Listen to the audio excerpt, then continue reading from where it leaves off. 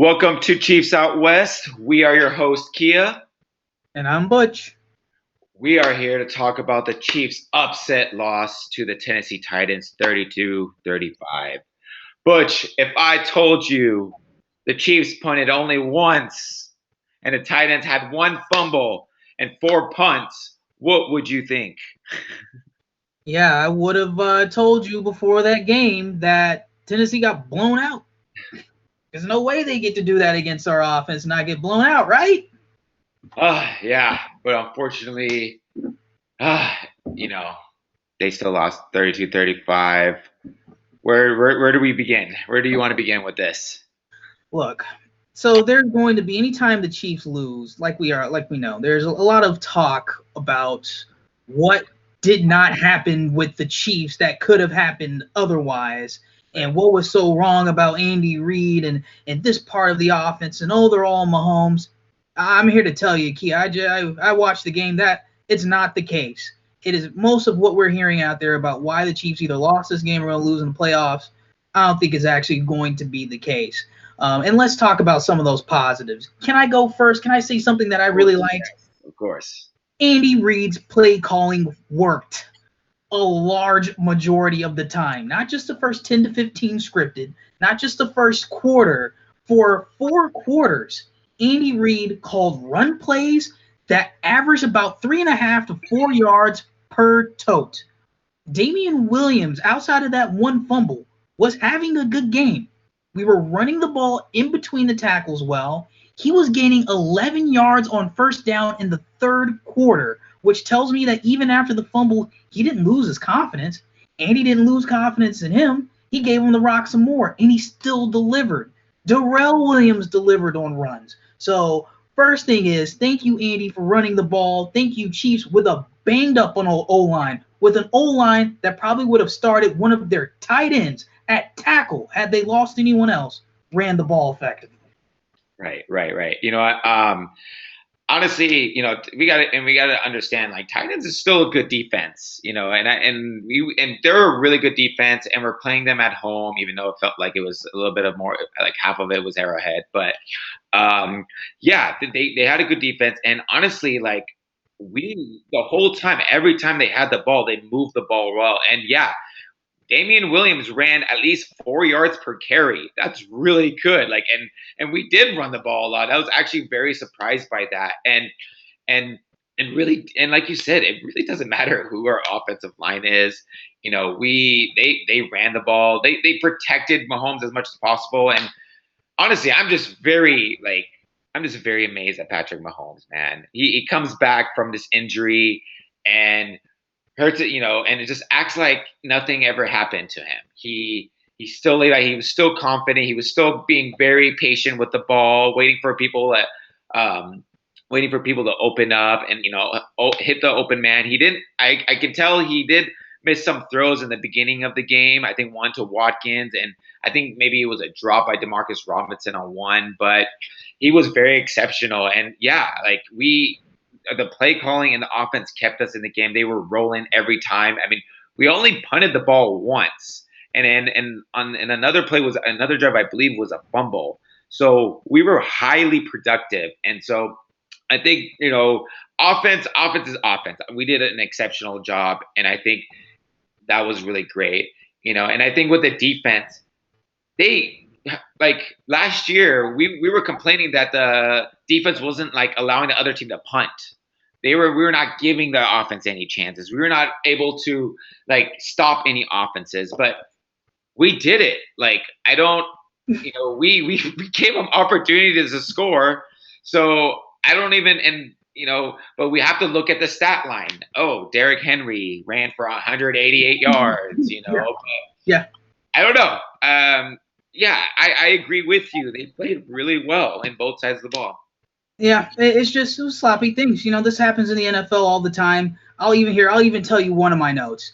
I said this. So Derrick Henry has been meh up to this point in the game. The last timestamp I made is right at half, right before half, 6 minutes left in the third quarter. I say, so Derrick Henry has been meh up to this point in the game until he gets an explosive run, and that's at 6 minutes left in the third quarter. he was average. He was decent, but he was average. You give up an explosive play for a touchdown on a run, that's not good. You can't have that. That's kind of what helped stalled out the game and put the Titans back in it. And then of course they had the fumble on a run. You run the football because it's conservative, one of the safe things you can do. But fumbling, not good. Fumbling and losing it to the other team, really not good. Fumbling, losing it to the other team, and them scoring a touchdown on it, that's worst case scenario. You don't ever expect that to happen. Those were the types of things that, along with a couple of misses from Patrick Mahomes, he had one that just went over Tyreek's head. Little things like that added up, and we ended up losing again. Yeah, no, yeah, but yeah, I mean, it did happen, but we have to be. I saw a lot of good things on both sides of the ball. I wasn't very discouraged. It was just until the end of the game, basically the last 2 minutes, that I felt like were really terrible. Okay, yeah. Speaking of really terrible, let's go ahead and highlight some of the things that didn't go the Chiefs' way that they need to fix. Well, I mean, all I can really think about is special teams. One person, Nick Jacobs, really pointed out on Twitter was that the guy who ended up punting the ball was actually getting very, very close to blocking the kick every single time. And I think with when Cole couldn't handle the snap and threw it away, it seemed like he knew that guy was actually coming from the right side, and I think he was actually really worried that he was going to get blocked. So I think that kind of messed with his head too. So I mean, you can't have that 2 times in a row where you mishandle the field goal snap and then you get it blocked. That just doesn't happen. It doesn't even happen. You don't. It's very rare in the NFL. That's you have to really try to have that happen in the NFL. Yeah, but I mean, not just with those two as well. I mean, it's also how many times did McCole Hardman again catch the ball, fair catch in the first within the 5-yard line? Yeah, he did that. He did that once. I put a timestamp on that. I said something along the lines of, first of all, Tony Romo says something that I find interesting. Maybe I just didn't get the full broadcast, but he says you have to catch that within the 5 of your McCole Hardman. I was like, what, Tony? No. You let that go. It was only 17 seconds left in the first half. Yeah, he downs it he went for the fair catch at the 3-yard line. I know we probably weren't going to get points, but it's just simple things, small things that stuff like that you can't have happen.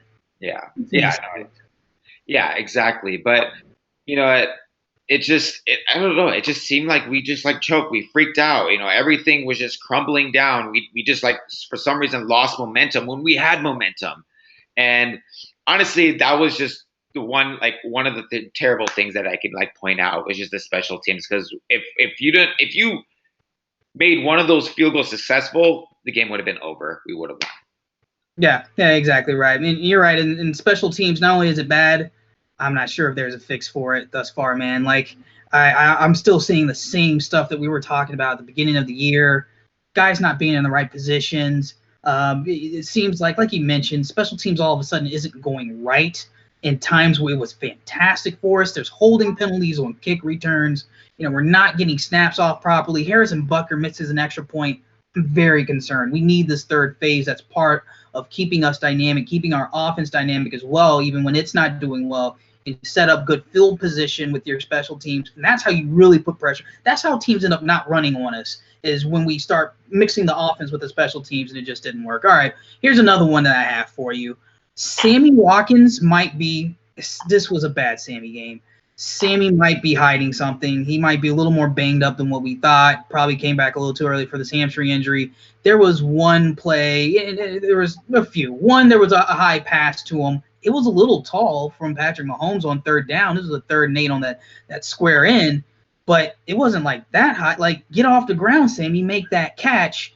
And then he just had another drop. I have this one. Here, I can even give you the one that the way I listed it. I'm not listening to any more. This is what I said. I said I'm not listening to any more talks to Andy Reid's play calling, being subpar, conservative, or not tough enough. 1st and 10, 3-by-1 set to Pat's right hand side, a beautiful scissors concept. Sammy does the stutter go. Tyreek runs in front of him to get sort of a pick action going on the right hand side. Sammy does a stutter go. He gets up the sideline. The ball's right there. Sammy, catch it. You see him, he hits the ground and gets up. So just that's tough. I know like it's tough to complain about an offense that puts up that many points, that it has that many yards, but Sammy Watkins was the one thing I was like, Sammy, I need you, bro, and we didn't get him on that game.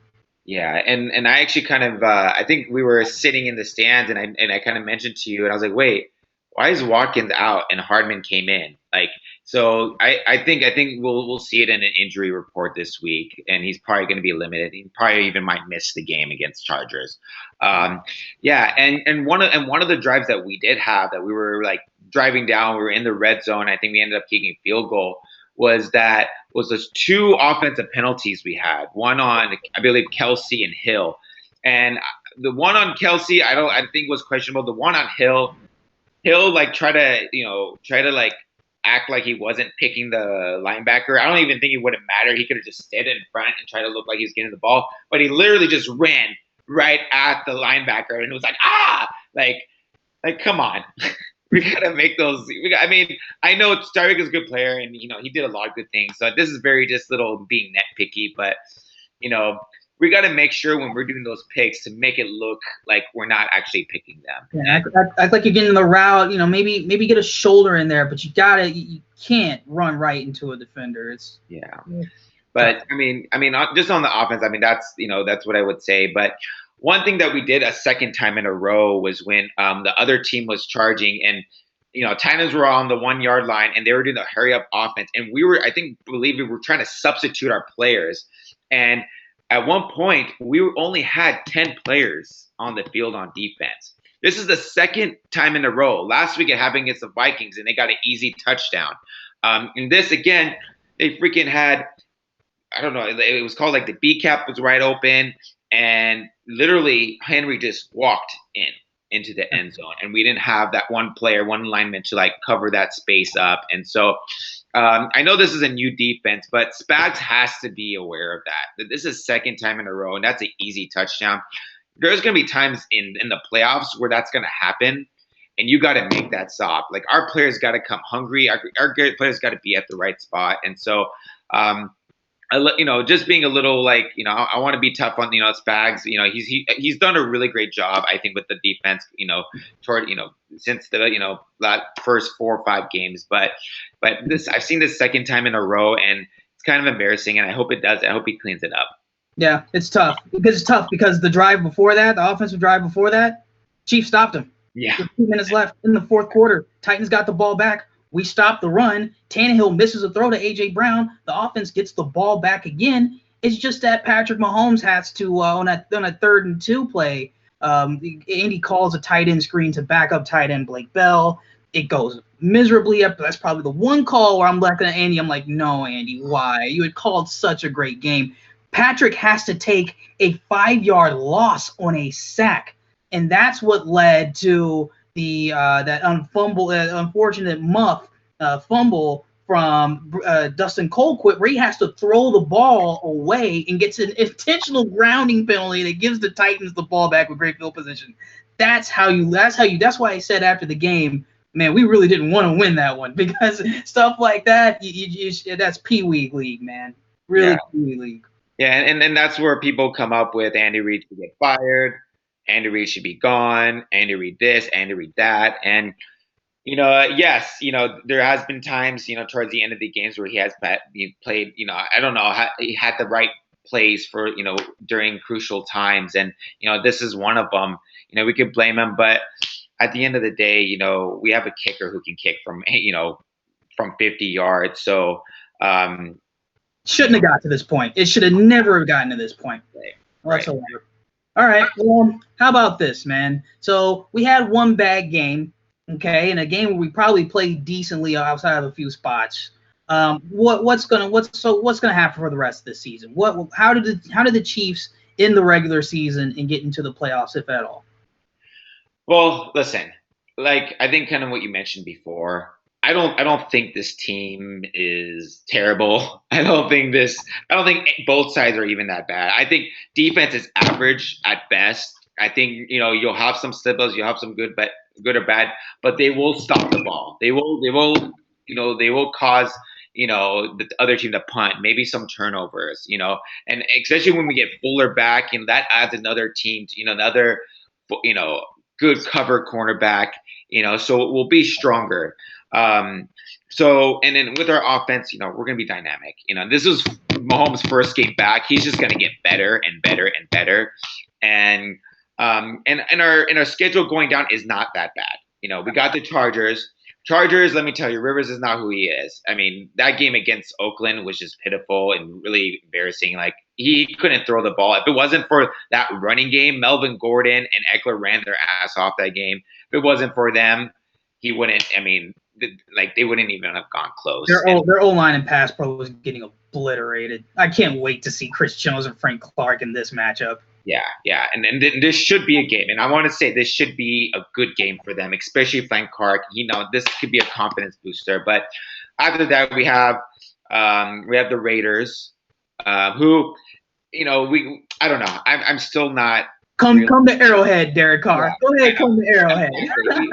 We all know him in Arrowhead, and they haven't really beaten any great teams. It's always been a lot of soft teams, teams that are not doing too well. So. Yeah, I'm not too worried. The only game I would probably be worried about is the Patriots, and that could be a game that we lose. But at worst, right now we're at 11-5. 11-5. Yeah. Yep, I'll take it. I'm agreeing with you. Yeah, this team has all the makings of someone who's going to be able to go to the playoffs. It may not be the way we want to. We may have to go on the road and beat some teams in the playoffs. But in the regular season, we get focused. We actually pay attention to the details. Dave Toub shows us that he's still one of the best special team coaches in the NFL. He gets his special teams figured out. And yes, we get Kendall Fuller back, who hasn't been great, but you know what? He's going to be on the field, and it's going to allow Tyrann Mathieu to get back to the spot more as that rover, that hunter towards the middle of the field that we were missing the past few games. So I'm anticipating him going to be okay with his return. We've seen this defense play well for a few games. It wasn't a fluke. So they came out on the road. Didn't travel with them. They left the defense back in Kansas City a little bit. That happens. You chalk it up to what happens in the NFL every now and again. And then you go out there and prove that you are one of the two best teams in the AFC, probably one of the top 5 teams in the NFL, because that's exactly what you are, what you've been coached to be, and what you're paid for. Okay? Exactly. No, I agree with you. And I just want to let Chiefs fans know that we've been in this spot many times. We've almost been in this spot every year where we're in the midseason, towards the end of the midseason, and we're freaking out, where is this team at? Blah, blah, blah, blah. But we end up going into the playoffs with a lot of confidence, a lot of optimism, and they're going to do it. We have to have some, confidence in this team. There's always that one bad loss that we take, and this is one of them. Yeah, they've had a few, but there's always that towards the end of the mid-season, bad loss, and this is it. And I think we do, come up and we start winning, and we take over. And I'm optimistic. I still think we're a Super Bowl contender team. I still think we have a lot of talent on this team, a lot of this roster. I still think we have a lot of. I don't think we're putting everything on the field yet. I think we're still got a lot of good play calling left. I think we still got some little secrets that the coaches are hiding, so they don't want Belichick and the Patriots to know. Eric Fisher comes back. Laurent Duvernay-Tardif comes back. Your O-line is going to be okay. That's going to keep Pat upright, and then the offense is going to take itself to the next level as well. And for all my AP Laboratory listeners, I hate to call out Craig and Matt and Kent. I love those guys. I love what they do. Don't let them convince you that Tennessee is a bad football team or that Ryan Tannehill isn't an average quarterback. They're average right now with Ryan Tannehill. They have faith that they can actually play offense and do some right things, and they showed it. It was Ryan Tannehill actually imposing his will at times on this game and getting them plays from salvaging it from absolutely nothing. Right, yeah. So all in all, we still got this, Chiefs fans. We're still okay. Take a deep breath. We'll be all right. All right, Butch. Well, it was a tough one, but Monday Night Football's coming up. We got to get ready for it. So in a few days, please look out for another video. Please comment, subscribe to our videos. We highly appreciate it. And thanks a lot, guys.